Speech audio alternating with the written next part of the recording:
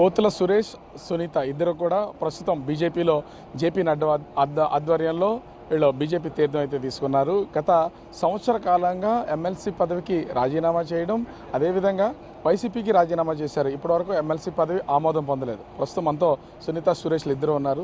అసలు అంటే మీ ఎమ్మెల్సీ పదవి ఇప్పటివరకు ఆమోదం పొందలేదు, వైసీపీకి అయితే రాజీనామా చేసినటువంటి, అంటే ఎప్పటి నుంచో వెయిట్ చేస్తున్నారా లేకపోతే సమయం కోసం వెయిట్ చేస్తారా బీజేపీలో జాయిన్ అవ్వడానికి? రీజన్ ఏంటి?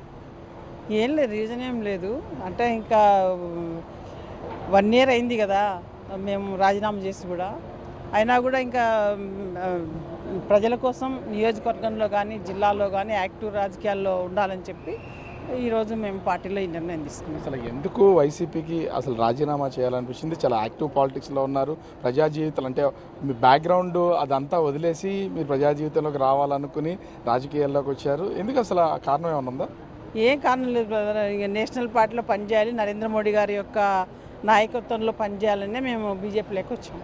ఏమన్నా బీజేపీలోకి వచ్చారు, ప్రజెంట్ ఎమ్మెల్సీగానే ఉన్నారు, ఇంకా అది మీది రాజీనామా చేశారు కానీ ఆమోదించలేదు. ఏమైనా బీజేపీలో ఏమన్నా ఉన్నతమైనటువంటి పదవిని ఆశించే అవకాశం ఏమైనా ఉందా? సరే, పార్టీ రాబోయే రోజుల్లో మేము చేసే పని విధానాన్ని బట్టి ఖచ్చితంగా పార్టీ నాకు మంచి అవకాశాలు ఇస్తుందని నేను అనుకుంటున్నాను. ఖచ్చితంగా ఆ మేరకు మనం పనిచేస్తాము. ఖచ్చితంగా పార్టీ నాకు మంచి అవకాశం ఇస్తుందనే హోప్స్ కూడా నాకున్నాయి. అంటే మీ పార్టీని అంటే మీరు పనిచేసినటువంటి వైసీపీకి రాజీనామా చేసేటప్పుడే బీజేపీలో జాయిన్ అవ్వాలన్న ఆలోచన ఏమన్నా ఉందా, లేకపోతే ఈ సంవత్సర కాలంలో తీసుకున్నటువంటి నిర్ణయమా? లేదండి, మేము మామూలుగా అంటే వైసీపీకి రాజీనామా చేసిన రోజే మేము నెక్స్ట్ బీజేపీలోకి ఎంటర్ కావాలన్న ఆలోచనతో ఉన్నాము. కానీ మేము టీడీపీలో ఉన్నా, వైసీపీలో ఉన్నా, బీజేపీలో చేరినా మేము మాదంతా కూడా ఉద్యమ బ్యాక్గ్రౌండ్ కుటుంబము. 1983 నుంచి 2003 దాకా విప్లవోద్యమంలో పనిచేశాం. నేను నా భార్య పోతుల సునీత. మేము ఉద్యమం నుంచి జనజీవన స్రవంతికి వచ్చే రోజు, ఆ రోజు విలేకరులు మమ్మల్ని అడిగినప్పుడు, ఇంతకాలం మీరు ఎన్నికలు బహిష్కరించే రాజకీయాల్లో ఉన్నారు, ఇప్పుడు మళ్ళీ ఎన్నికల రాజకీయాల్లో మళ్ళీ పార్టీ లోపల మీరు ఎలా చేరుతారు అట్లా అంటే, ఇది ప్రజాస్వామ్య వ్యవస్థలు కాబట్టి ఎన్నికలలో పాల్గొనాల్సిందే, ఎన్నికల పార్టీ లోపల పనిచేయాల్సిందే. మేము ఏ పార్టీలో పనిచేసినా, ఏ జెండా కింద పనిచేసినా తాడిత పీడిత ప్రజల కోసం, బడుగు బలహీన వర్గాల కోసం, దళిత బహుజనుల కోసం, రైతాంగం కోసం పనిచేస్తామని చెప్పాము. టీడీపీలో ఉన్నప్పుడు కూడా ఆ వర్గాల ప్రతినిధులు కానీ మేము టీడీపీ బలోపేతానికి, ఆ వర్గాలకు న్యాయం చేయడానికి పనిచేసాం. వైసీపీలో ఉన్నప్పుడు కూడా అదే పని చేసాం.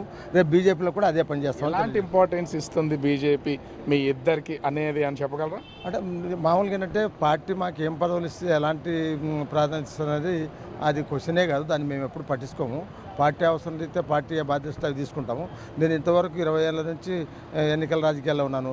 నాకు సర్పంచ్ కూడా పోటీ చేసే అవకాశం ఏ పార్టీ ఇవ్వలేదు, అయినా నేను పనిచేస్తున్నా. మాదేం పీడిత పక్షాల ప్రతినిధులుగా మేము ఆ పార్టీ లోపల పనిచేయాలని. అంటే ఓవరాల్గా చూస్తే అటు పోతుల సునీత, సురేష్ ఇద్దరు కూడా అటు వైసీపీకి రాజీనామా చేశారు. ఎమ్మెల్సీ పదవి పోతుల సునీత కొనసాగుతున్నా కూడా సంవత్సర కాలం నుంచి బీజేపీలో జాయిన్ అవ్వాలనే ఆలోచన ఉండడంతో సరైన సమయం కోసం వెయిట్ చేసి జేపీ నడ్డా సమక్షంలో ప్రస్తుతం అయితే వీళ్ళు బీజేపీ తీర్థం తీసుకున్నటువంటి పరిస్థితి కనిపిస్తోంది. కెమెరామెన్ రాముతో రాజు, బిగ్ టీవీ.